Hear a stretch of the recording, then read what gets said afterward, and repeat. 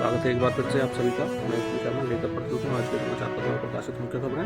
रोजगार और शिक्षा के साथ साथ बहुत सारी नई अपडेट से भी आपको रूबरू कराती हूँ। उसी क्रम में आज की खबर है, बीएलओ के रूप में न लगाएं शिक्षक की चुनाव ड्यूटी। हाईकोर्ट ने कहा ड्यूटी तभी लगे जब सरकारी कर्मियों की सभी श्रेणियां समाप्त हो जाएं।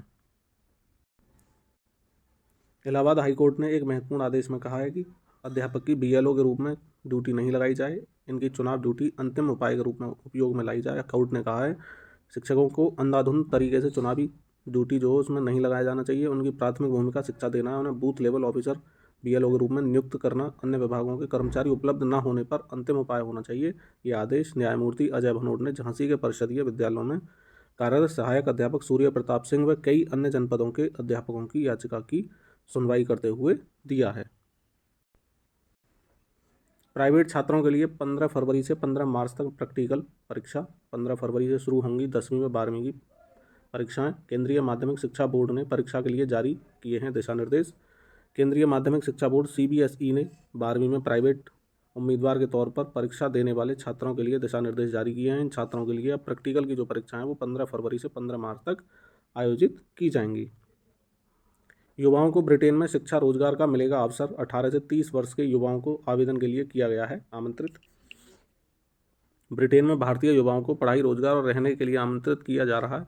ब्रिटेन भारत युवा पेशेवर योजना VPS में अगले हफ्ते से इसके लिए आवेदन की शुरुआत होगी। आवेदन की प्रक्रिया 18 फरवरी से शुरू होकर 20 फरवरी को समाप्त होगी।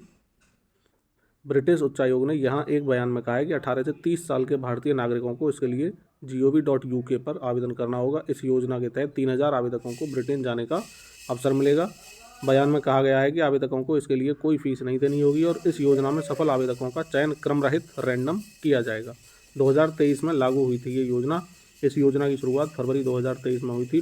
ब्रिटेन भारत युवा पेशेवर योजना दोनों देशों के युवाओं के लिए परस्पर आदान प्रदान से संबंधित है। इसके तहत दोनों देशों के 18 से 30 वर्ष के युवा 2 वर्ष तक एक दूसरे देश में रहने, अध्ययन और काम करने के लिए आ जा सकते हैं। योजना के लिए चुने गए आवेदकों को ईमेल के जरिए 2 हफ्ते में सूचित किया जाएगा और इसके बाद वीज़ा के लिए आवेदन दे सकते हैं और संबंधित वीज़ा शुल्क जमा करा सकते हैं। 2023 में इस योजना के तहत 2100 से ज़्यादा भारतीयों को वीज़ा जारी किया गया था।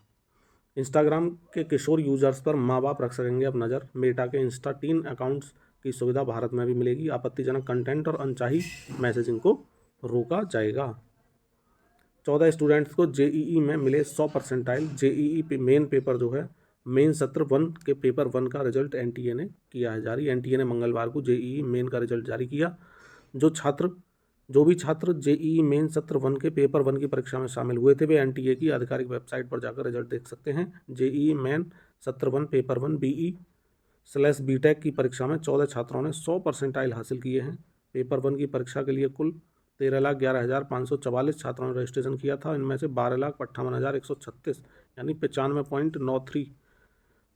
95.93% छात्र परीक्षा में शामिल हुए। पेपर 1 की परीक्षा में 22, 23, 24, 28 और 29 जनवरी 2025 को कुल 304 शहरों में 618 परीक्षा केंद्रों पर आयोजित की गई थी और 100 परसेंटाइल लाने वाले जो स्टूडेंट हैं वो आपके सामने हैं, तो इन सभी के लिए कॉन्ग्रेचुलेशन। 8वें वेतन आयोग पर कवायद शुरू। योगी ने कर्मचारी संगठनों से मांगा सुझाव। 14 फरवरी तक आयोग गठन के लिए लेंगे सुझाव। संतों की अरबों खरबों की सत्ता संभाल रहे परदेसी चेले। जापान की केको आइकावा हैं पायलट बाबा के उत्तराधिकारी। महर्षि महेश योगी की विरासत संभाल रहे हैं लेबनान के टोनी। महाकुंभ में संतों का वैभव हर किसी को आश्चर्य में डाल रहा है। लग्जरी कारों से लेकर महल सरीखे शिविर श्रद्धालुओं को आकर्षित कर रहे हैं। कई संत ऐसे हैं जिनकी संपत्ति अरबों खरबों में है। भारत ही नहीं कई देशों में उनके आश्रम में अध्यात्म की राह चुनने वाले ये संत अपनी दुनियावी सत्ता शिष्यों को सौंप देते हैं। कुछ संत ऐसे भी हैं जिनका साम्राज्य विदेशी शिष्य भी संभाल रहे हैं। भारतीय वायुसेना के फाइटर पायलट से आध्यात्मिक गुरु बने पायलट बाबा लंबे समय तक अर्धकुंभ और महाकुंभ में श्रद्धालुओं की आस्था का केंद्र रहे। बीते 20 अगस्त को उनकी ब्रह्मलीन हो गए और ब्रह्मलीन होने के बाद जूना अखाड़े के अंतर्राष्ट्रीय संरक्षक श्री महंत हरि गिरी ने जगजीतपुर हरिद्वार स्थित पायलट बाबा के आश्रम में उनकी मुख्य शिष्य जापान की केको आइकावा योग माता केवलानंद को उनका उत्तराधिकारी घोषित किया। केको आइकावा ने बड़ी संख्या में शिष्यों के साथ महाकुंभ में संगम स्नान किया। पायलट बाबा के भारत एवं विदेशों में कई आश्रम और आध्यात्मिक केंद्र हैं जिनका मूल्य सैकड़ों करोड़ों में आंका जा रहा है। इसी तरह से 1.5 दशक पहले टोनी ने संभाली थी जिम्मेदारी। पीएम से मुलाकात की टोनी नाडेर ने रविवार को महाकुंभ में आने से एक दिन पहले शनिवार को प्रधानमंत्री नरेंद्र मोदी से दिल्ली में मुलाकात की। उनके प्रधानमंत्री के सामने महाकुंभ के दिव्य आयोजन की भी तारीफ की थी उन्होंने। माध्यमिक के 892 विद्यालयों में चलेंगे रोजगार पर कोर्स, स्थानीय उत्पादों से जोड़कर भी चलाए जाएंगे कोर्स। प्रदेश में खबर हो रही है उत्तर प्रदेश से। प्रदेश में 892 राजकीय व एडेड माध्यमिक विद्यालयों में भोपाल के पंडित सुंदरलाल शर्मा केंद्रीय व्यावसायिक शिक्षा संस्थान के सहयोग से रोजगार पर कोर्स चलाएंगे। BSNL इंटरनेट टीवी से फ़ोन पर देखिए 400 चैनल। BSNL ग्राहक निःशुल्क देख सकेंगे OTT चैनल। FTTH के तहत घर में भी टीवी पर सुविधा जो है वो उपलब्ध होगी। भारत संचार निगम लिमिटेड BSNL ने इंटरनेट टीवी सेवा शुरू कर दी है। सेवा के अंतर्गत 400 से अधिक लाइव टीवी चैनल देखे जा सकते हैं। BSNL के उपभोक्ता अब स्मार्टफोन पर टीवी का आनंद उठा सकेंगे। साथ ही प्रमुख over the top OTT channel भी देख सकेंगे। इसके लिए अलग से कोई रिचार्ज कराने की भी आवश्यकता नहीं होगी।